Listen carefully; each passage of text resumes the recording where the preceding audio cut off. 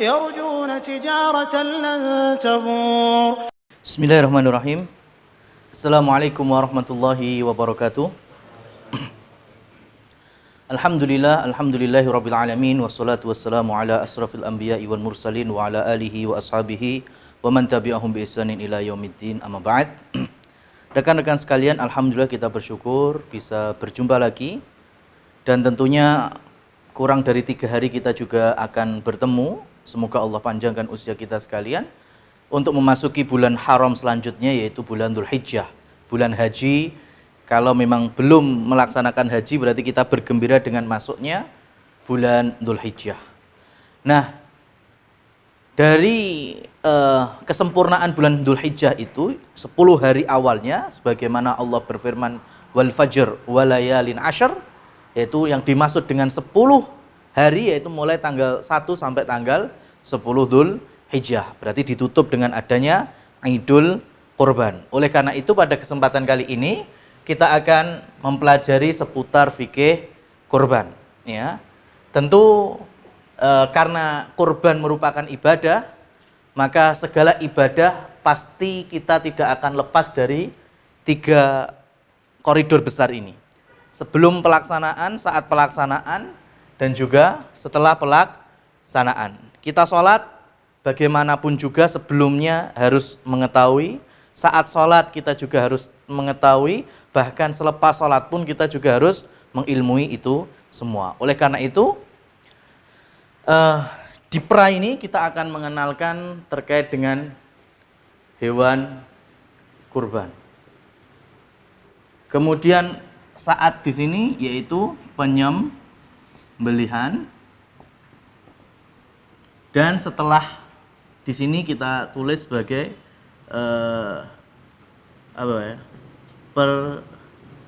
perdistribusian. Tapi sebelum itu kita akan mengenal terlebih dahulu sebetulnya apa hukum dari kurban. Ulama bercabang menjadi 2 pendapat besar, wajib sama sunnah muakkadah.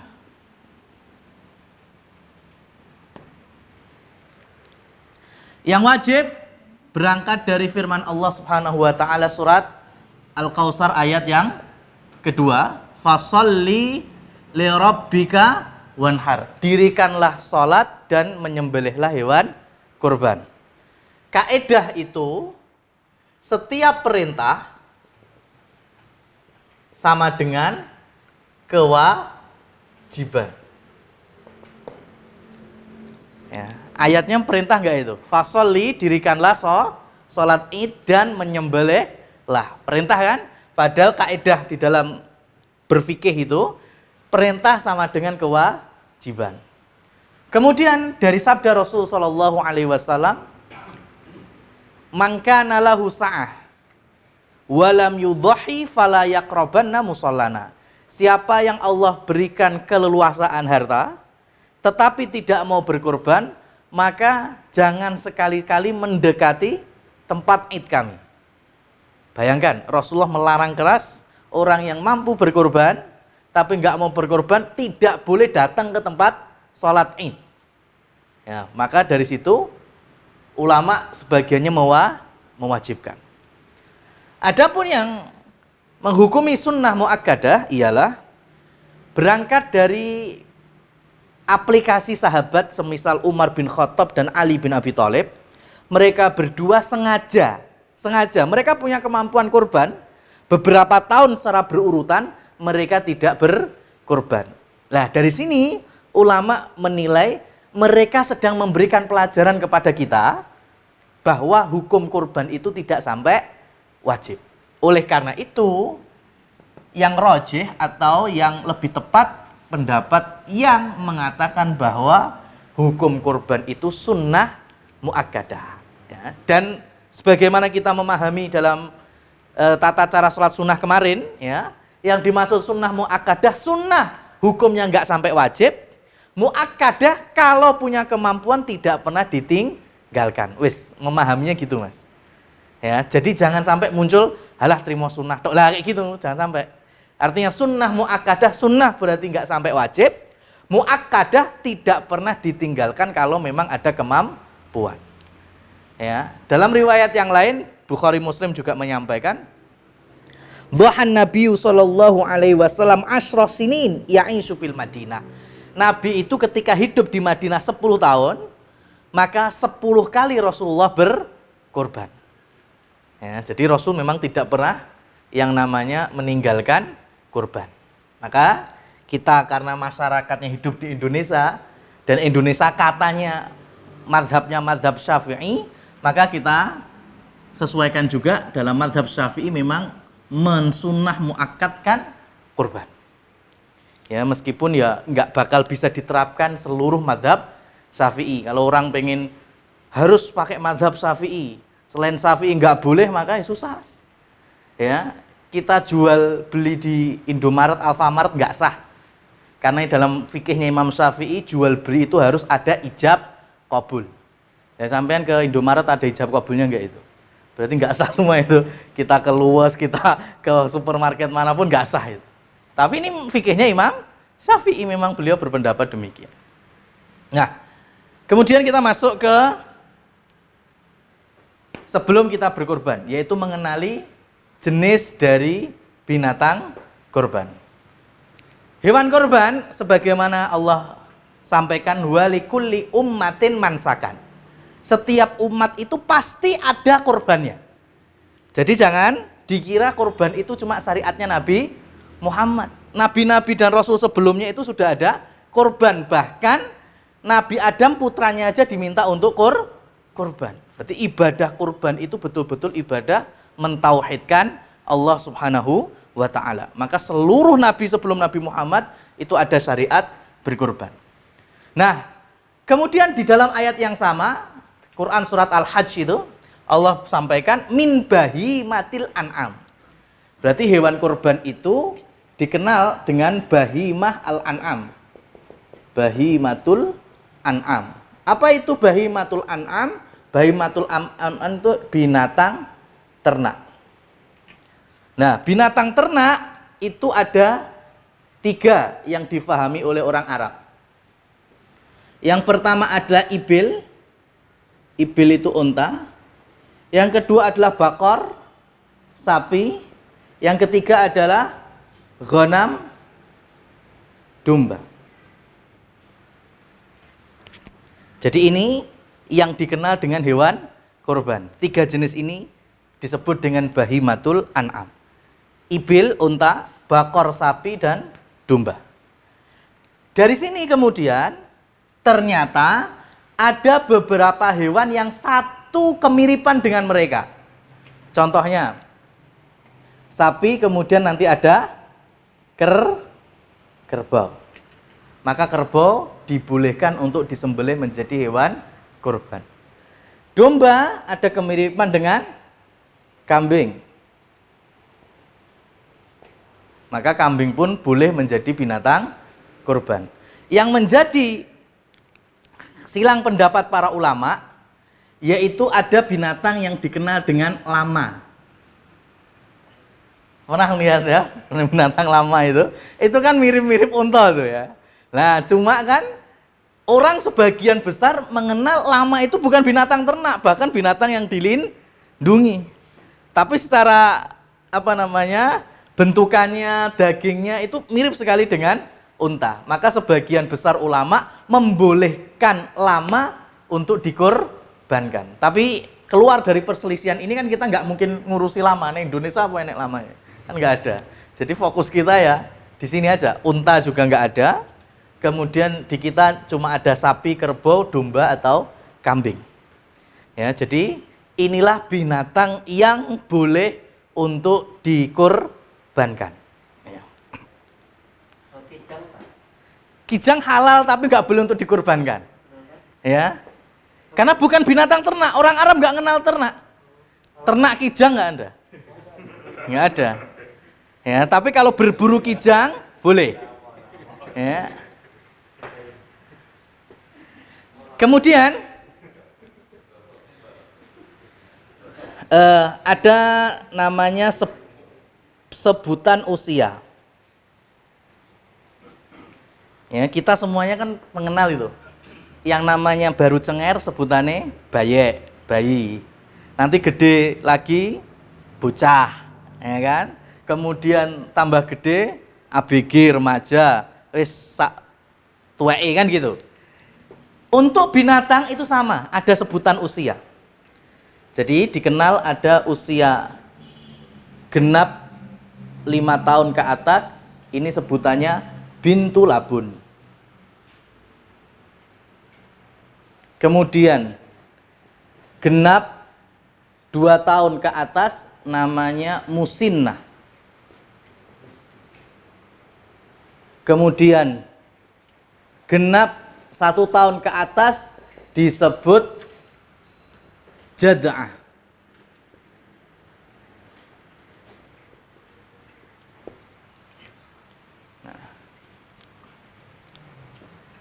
Jadi penyebutan apa istilahnya usia dari hewan kurban. Genap 5 tahun ke atas itu sebutannya bintu labun. Lah ini yang difungsikan dalam kurban untuk unta. Jadi kalau ditanyakan kurban unta terbaik usia berapa? Usia ini. Usia bintu labun, genep 5 tahun ke atas. 6 tahun, 7 tahun itu terbaik untuk unta. Kemudian genep 2 tahun sebutannya musinnah. Ini untuk sapi atau kerbau. Ya, namanya musinnah. Adapun jada'ah usia 1 tahun itu untuk kambing.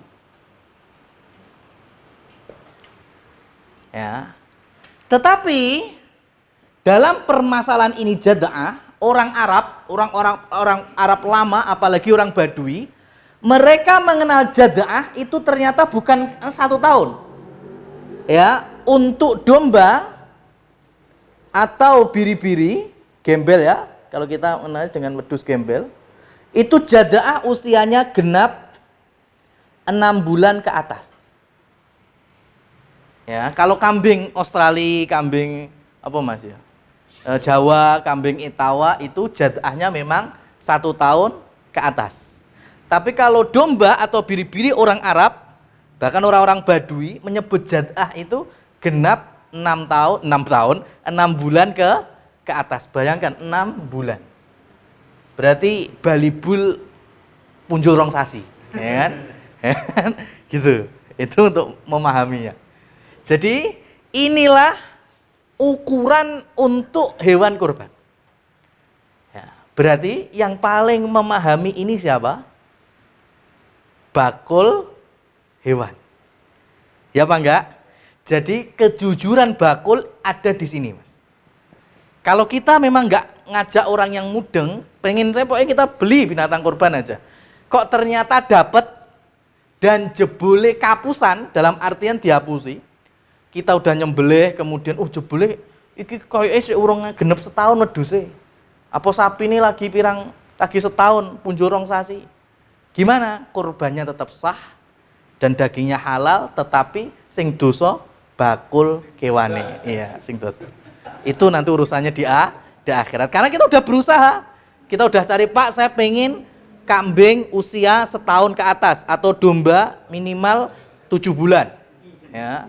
Ternyata dikasih yang tidak sesuai kriteria ini, maka yang dosa bakule. Kitanya santai aja, aman, Mas. Tapi yang terbaik yang tadi, kalau kita punya kenalan atau siapa yang paham, ya itu lebih bagus.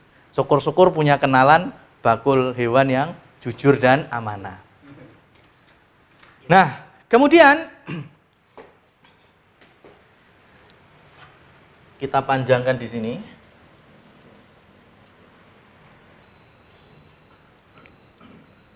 Ini nanti penyembelihan.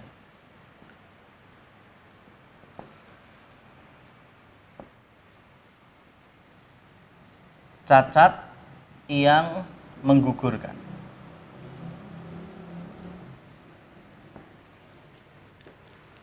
Kembali lagi, jenis daripada hewan itu ada cacat yang menggugurkan. Artinya apa?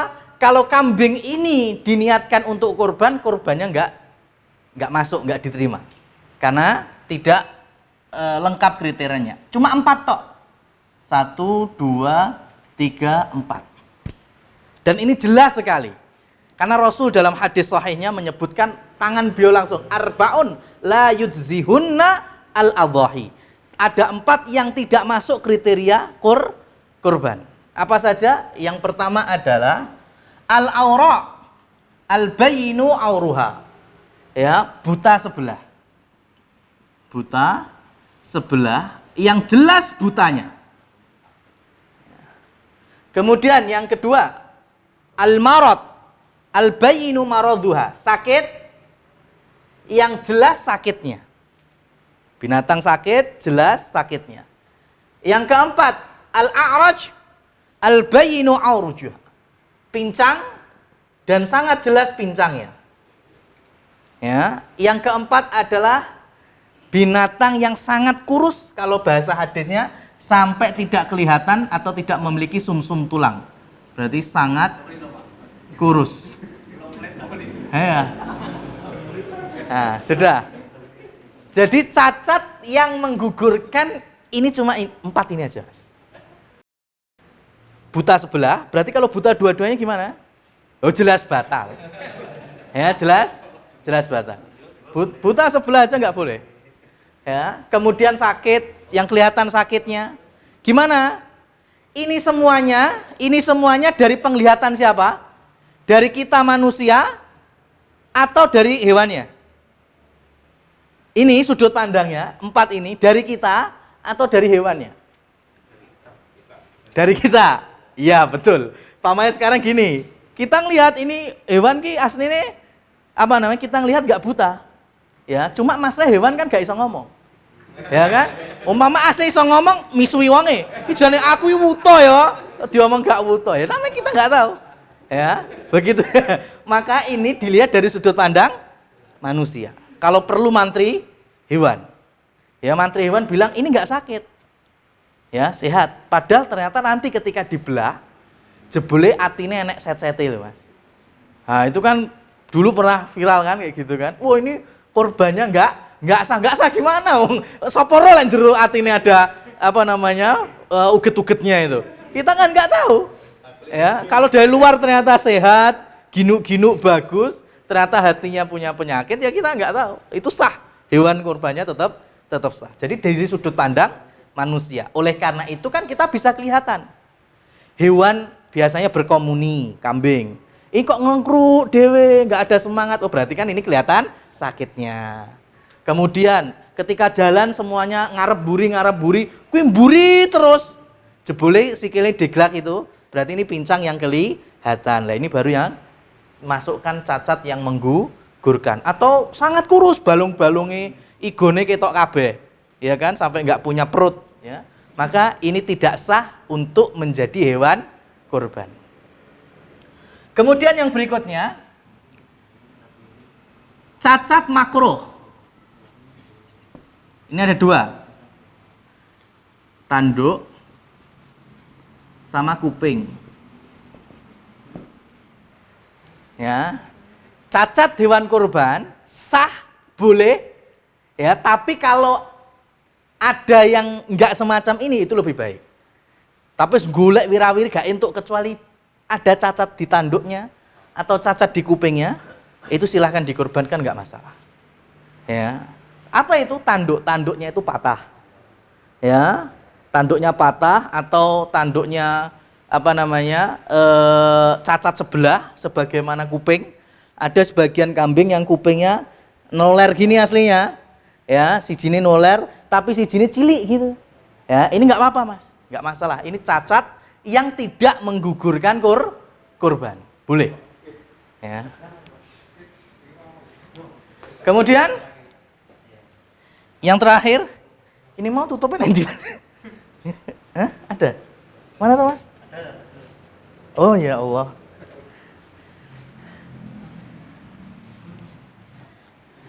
Kemudian yang terakhir, cacat yang tak berpengaruh. Ya, cacat nggak ngaruh, wes boleh, sah banget. Ya, Apa saja? Pertama, kedua, tiga, empat. Yang pertama adalah buntut. Yang kedua adalah sangklir. Kemudian yang ketiga, empat kita jadikan satu. Betina. Bisa jadi hamil. Nah. Jadi ini cacat yang sama sekali nggak ngaruh. Silahkan digunakan. Ketika buntutnya terpotong, buntutnya ada penyakitnya, buntutnya wis gak normal lah. Nah, ini namanya juga cacat kan abnormal berarti kan. Nah ini boleh, sah. Ya, boleh-boleh saja. Kemudian sanglir. Sanglir itu berarti reproduksinya memang nggak normal atau sengaja dikebiri. Karena Rasulullah SAW pernah berkorban dengan 2 ekor kambing yang dikebiri. Ya, jadi nggak apa-apa. Ya, binatang sanglir itu nggak masalah.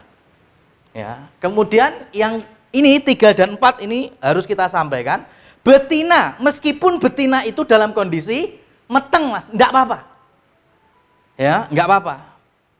Ya, kenapa? Karena di Indonesia ini itu seakan-akan tidak menjadikan kurban itu sah.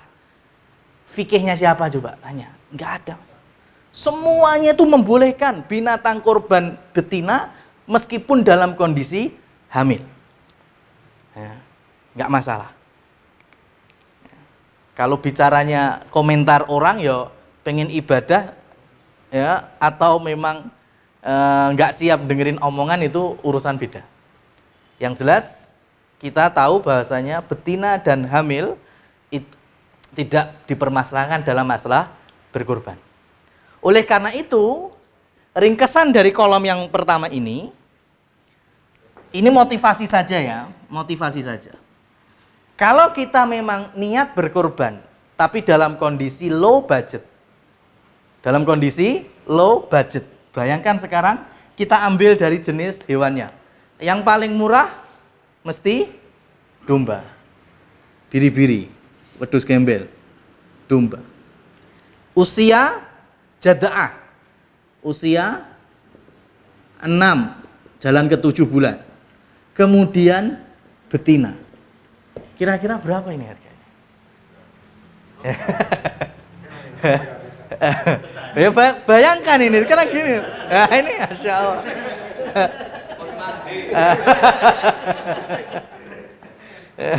Bayangkan ini ya, ini kita memotivasi bagi yang mau berkorban tapi low budget. Tapi kalau ada orang yang pengen siap, memang mungkin kambing yang usianya genep setahun ke atas, harga bisa sampai 4 juta, 5 juta, silahkan, kita tidak mendonkan, tapi kita memberikan solusi. Oleh karena itu, dengan adanya kepanitiaan yang kemudian men-share paketan korban, itu satu sisi memudahkan konsumen, memudahkan kaum muslimin.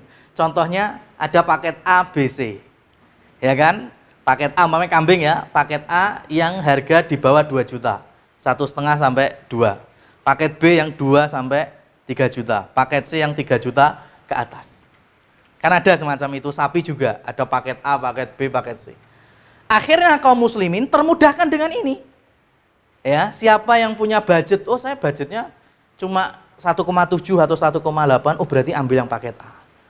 Oh saya punya budget bagus, pengen optimal, maksimal, oh kita ambil paket yang paling besar. Ini salah satu positifnya. Negatifnya yaitu komentar. Ya, itu makanya karena kita hidup di plus 62 kan. Jadi memang ketika ada orang kaum muslimin bawa kambing kurban. Ternyata paket A. Akhirnya itu tadi, korban wedhus kok orang enek 2 yuta iki korban apa? Kayak wedhus apa cempe apa-apa gitu. Lah ini kalau yang mengatakan si korban dengan hewan yang lebih Masya Allah, maka sejatinya dia telah merendahkan saudaranya. Ya, dia telah merendahkan saudaranya. Kita nggak tahu, karena kemampuannya segitu mana tahu kita. Cuma masalahnya ada yang komentar, orang melu korban komentar, lah itu penyakit. Ya, kalau itu saya nggak tahu obatnya. Ya. Sudah nggak ikut kurban tapi komentar, Masya Allah.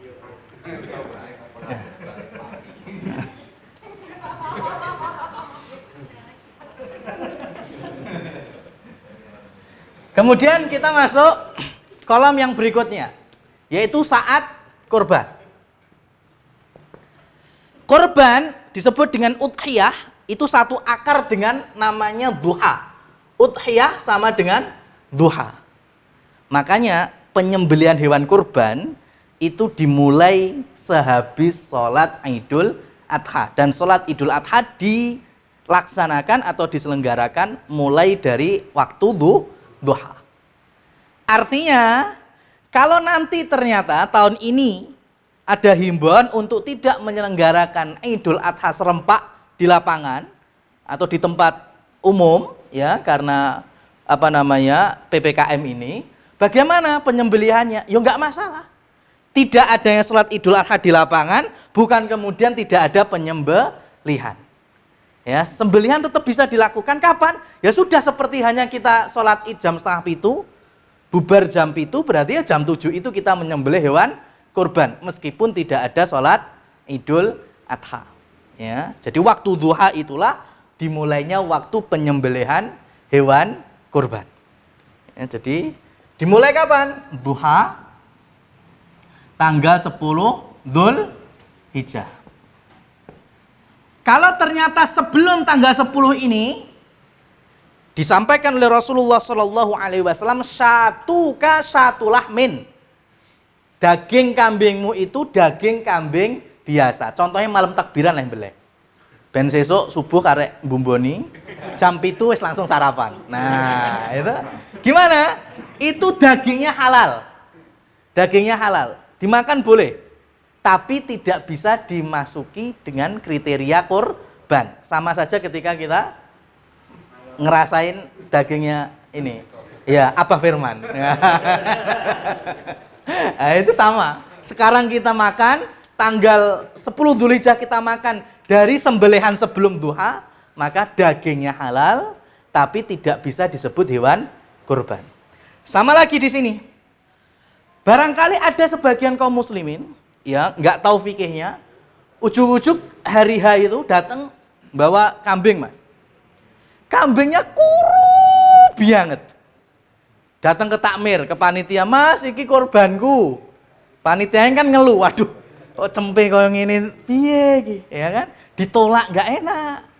Ya kan? Kemudian diterima, ya gimana? Apakah ini binatang kurban?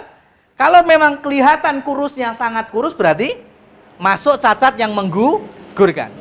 Maka sampaikan kepada orangnya, ya, bahasanya kambing ini tidak layak untuk menjadi hewan kurban. Tapi kalau sampai pengen tetap disembelih, kemudian daging kita bagikan atau kita masak makan bareng-bareng, halal dan sah untuk kita makan. Tapi jangan disebut sebagai hewan kurban. Paham ini? Jadi sama aja kita makan daging sekarang atau masak tengkleng sekarang, dengan tanggal 10 ada kambing yang begitu kurus kita sembelih, selagi yang nyembelih kita, kaum muslimin, dengan asma Allah, bismillah, ya, maka sah sembelihannya, sah dagingnya, tapi jangan disebut dengan hewan kurban. Kasus yang berikutnya. Ada, sekarang kan ngeri ya, non muslim itu, kadang kasus yang ada itu di Teluan 1 sama daerah Nguter 1, itu ada panitia yang non muslimnya, itu bilang ke panitia, arek melu kurban sapi. Ya, bayangkan, ikut iuran kurban sapi. Kemudian ditanyakan kepada kita, gimana Ustadz, sapi? Ya, maka harus dicoret, nggak boleh. Ya, jadi umpamanya kan sapi bisa per 7. Per 7 ini ada orang 1, 2, 3, 4, 5, 6, 7. Ini saya kasih gambaran lain ya. Ini semuanya muslim. Ini semuanya muslim. Orang pertama niat korban, orang kedua niat korban, orang ketiga niat korban, orang keempat iuran karena tanggal 10 Dzulhijjah, tanggal berapa Mas besok? Tanggal 20 ya? Tanggal 20. Tanggal 25 apa? Juli. 25 Juli ngunduh mantu, Mama. Ya, jadi di sini orang ini niatnya golek daging di hajatan. Ya, ini korban. Daripada beli daging di pasar, Ya kan? Kan tanggal selawe duwe hajatan. Wes aku tak melu nimbrung iuran sapi engko ya aku entuk jatah daging. Nah, kondisi semacam ini kalau kita jadi panitia, bagaimana?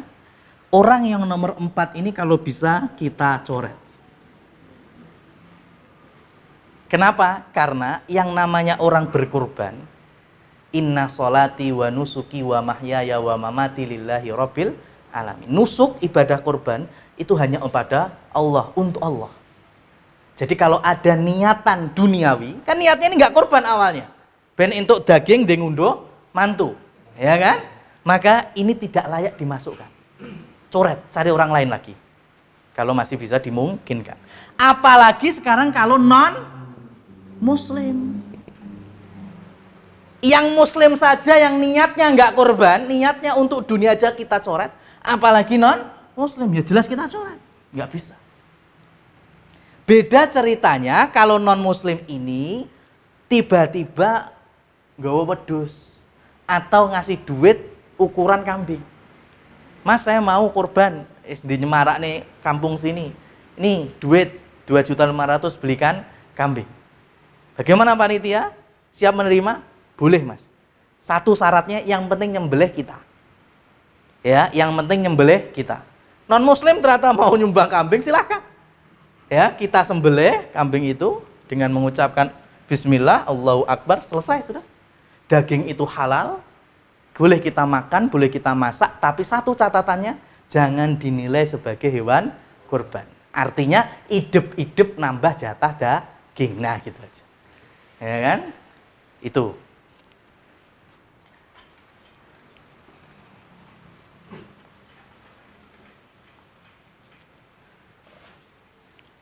Nah, sampai kapan? Sampai 13 Dzulhijjah. Berangkat dari Rasulullah Shallallahu Alaihi Wasallam bersabda bahwasanya ayyamut tasyriqi, hari-hari tasyrik berarti tanggal 11, 12, 13 adalah yaumu aklin wa syurbin wa dzabhin, adalah hari makan minum, nggak boleh berpuasa, haram berpuasa, dan juga hari menyembelih. Berarti kalau tanggal 20 Julinya hari apa besok itu? 20 Juli lah, anggap ya 20 Juli, berarti akhir penyembelihan 21, 22, 23 sore. Kenapa? Karena menyembelih di waktu malam itu makruh. Tidak dianjurkan menyembelih hewan kurban di waktu malam. Jadi bolehnya pagi, siang, ya, sore silahkan. Tanggal 10, 11, 12, 13. Kemudian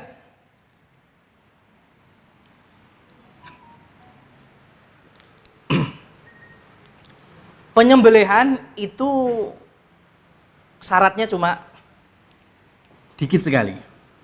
Muslim, tamyiz atau balik bahasa kita. Kemudian basmalah, sudah. Ini kunci kewajiban di dalam menyembelih.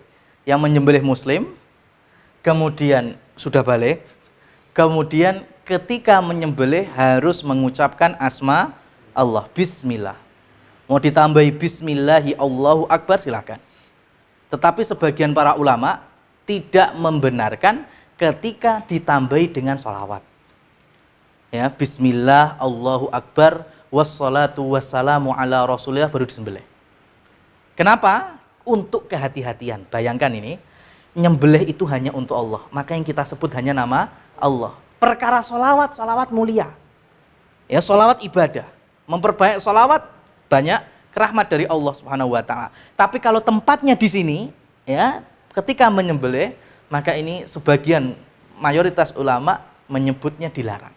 Supaya tidak ada dui nama, ya.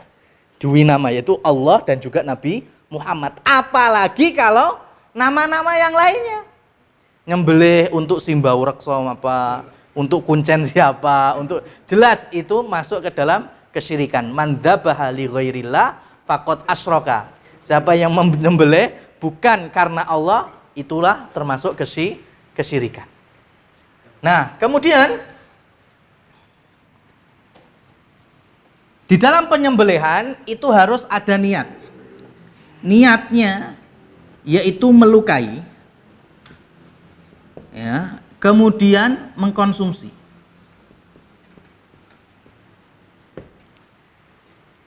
Ya, jadi niat nyembelih itu melukai, maka tidak dianjurkan digebuki tanpa dikeluarkan darahnya. Yang disebut melukai ini itu mengucurkan darah. Ya, makanya menyembelih itu wajib sebelum ngelekek mengucapkan asma Allah, karena bentuk tauhidnya itu dengan mengucurkan darahnya tersebut. Karena zaman dahulu orang berkurban menyembelih itu ya untuk dewa-dewanya atau berhala-berhalanya, menyebutkan berhala-berhala itu ketika menyembelih atau mengucurkan darah. Yang kedua yaitu mengkonsumsi. Ya, jadi orang kalau menyembelih hewan, apapun niat-niat yang lainnya, yang penting harus ada niat awalnya untuk dikonsumsi. Maksudnya bagaimana? Contoh studi kasusnya adalah praktikum. Mungkin ada mahasiswa kedokteran hewan, ya kan, tuku wedhus, ya kan, pengen ngerti jeroane, ya, anatomi kambing atau sapi, beli mereka, akhirnya disembelih. Tapi niatnya untuk praktikum tok, nggak ada niat dikonsumsi. Habis selesai diotak-atik, wes kipiye terus. Ayo ditongseng wae. Oh, nggak bisa. Karena ini hewan disebut dengan bangkai. Dikubur, Mas. Wah, ya eman-eman. Ya eman-eman, salahnya tidak ada niat konsumsi. Jadi kalau beli mending dah sembelih bismillah, nanti pokoknya kita makan bareng-bareng setelah kita praktek bareng-bareng. Sudah sah. Ya. Berarti ada keharusan kita buat konsumsi. Iya, betul. Kita harus mencicipi dagingnya itu. Kalau enggak kita, yang lain, enggak mesti kitanya. Makanya nanti sunnahnya orang berkorban itu mengambil jatah dari hewan korban untuk dia makan. Ya. Paham? Ini juga bukan dalam penyembelihan tok. Ajak juga sama. Ajak tahu ajak? Berburu. Sama, berburu itu niatnya harus dikonsumsi juga, Mas. Ya, nulup hewan itu niatnya dikonsumsi. Jangan cuma hobi saja, akhirnya nggak ada niat konsumsi, maka itu bangkai, nggak bisa kita makan. Ya, dikubur selesai. Beda kalau hobinya itu berburunya iwak atau segala sesuatu yang di dalam air, itu aman. Ya, karena bangkainya yang ada di air juga halal. Ya.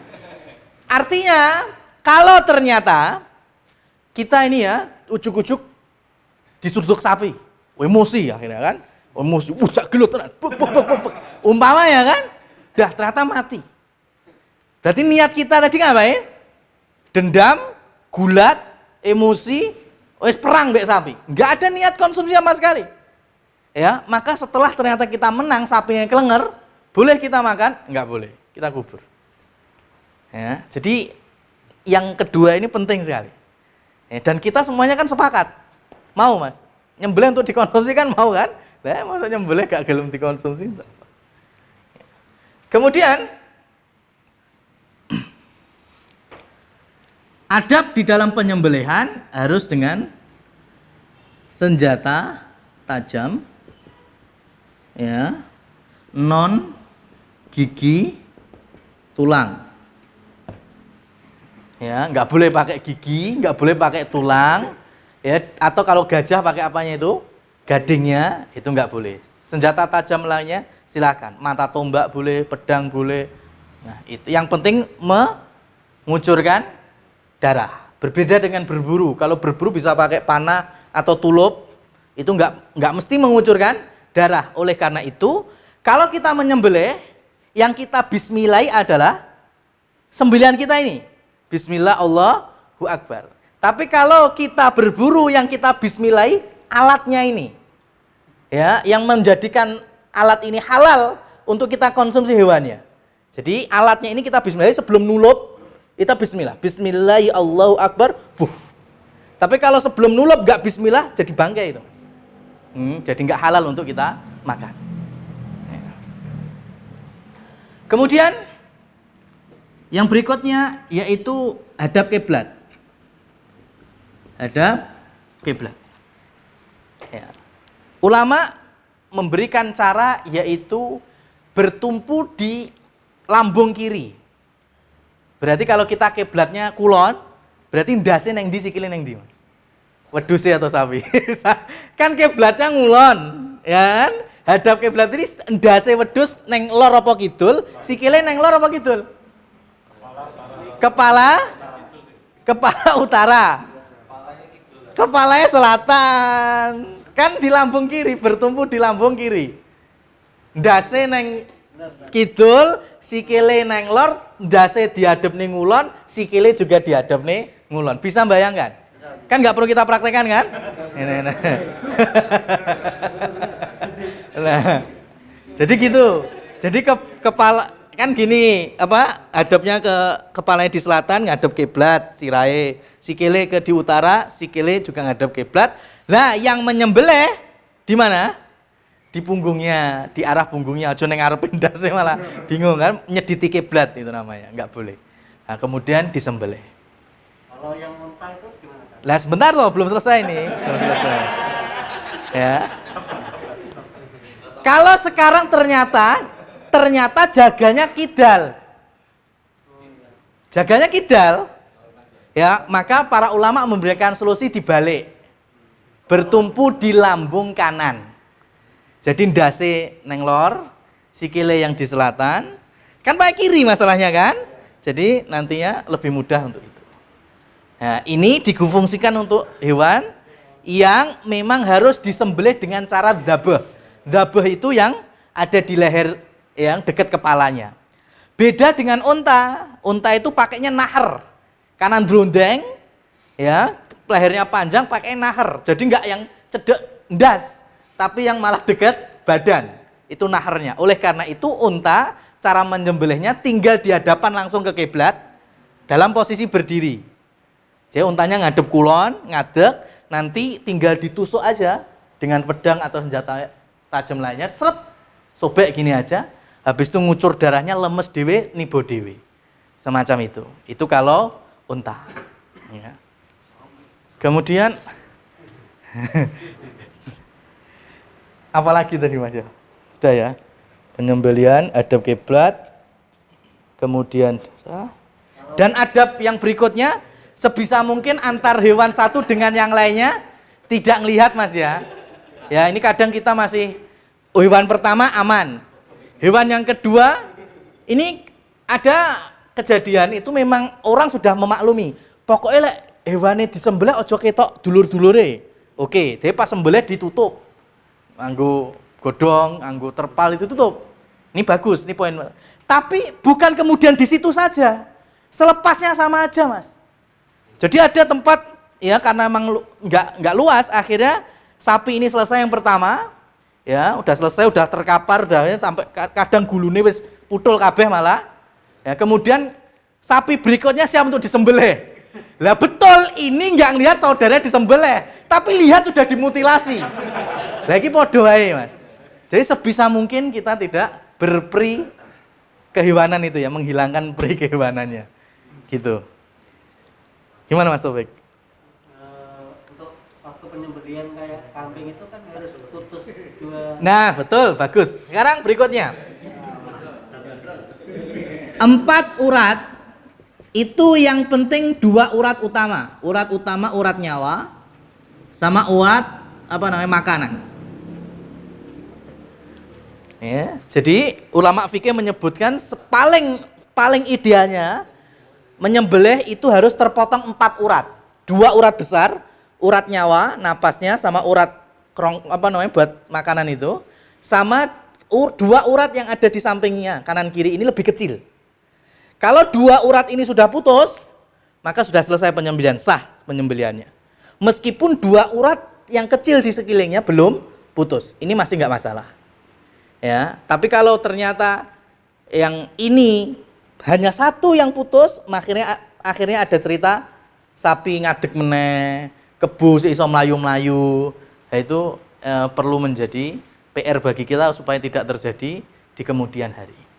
Ya, jadi 2 ini paling utama. Syukur-syukur urat-urat yang kecil yang di samping-sampingnya ini juga terputus dengan baik. Sudah selesai terkait dengan penyembelihan. Kalau nanti ada yang kurang bisa ditanyakan. Yang terakhir sekarang yaitu pendistribusian.